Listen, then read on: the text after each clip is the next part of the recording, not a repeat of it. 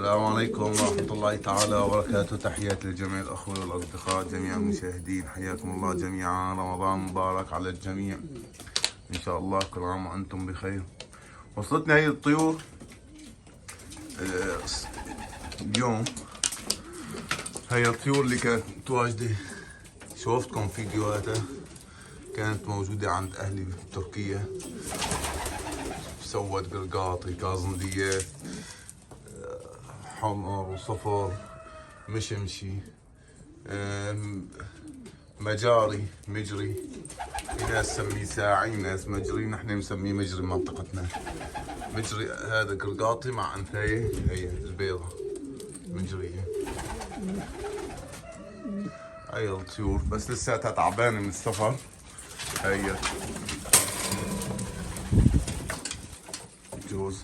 جبنا هذا القفص كمان، جبته جديد،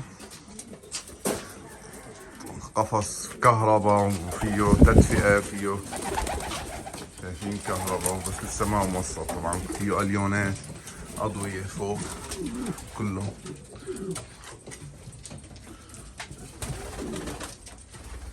هاي النخبة من أجمل الطيور البلدي، بس طبعا الطيور تعبانة، بدها فترة لحتى تبدل الريش ويطلع الريش، في مكسر ريش وعبدله، في منهم عبدله لسه عبفكه، وإن شاء الله خير. بس هيك شوي.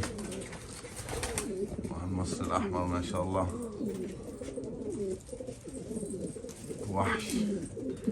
تحياتي لكم، حياكم الله جميعا، كل عام وأنتم بخير. إن شاء الله هيك بس كم يوم يكونوا يصحصحوا الطيور. طبعا جبنا كمان أهم شيء هي بالنسبة إلي، يعني أدوية بيطرية.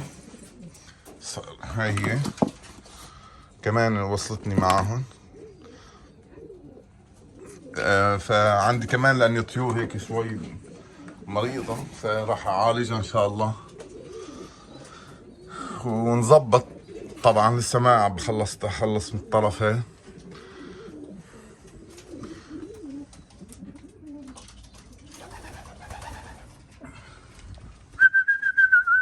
قاطع عنهم المي حاليا والأكل وعم بنتظر الدكتور لنشوف نعطيهم هيك الدواء ينشطهم ويقويهم. حياكم الله أحلى شباب. إن شاء الله هيك الأيام المقبلة بيبينوا معنا الطيور أحسن إن شاء الله.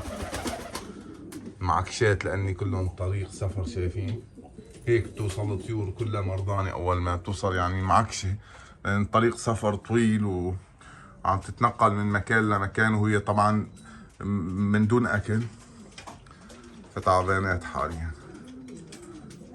بس هذا الصورة يعني فيديو لحتى نوثق وصول الطيور راح نصوره. تحياتي لكم، السلام عليكم ورحمة الله تعالى وبركاته.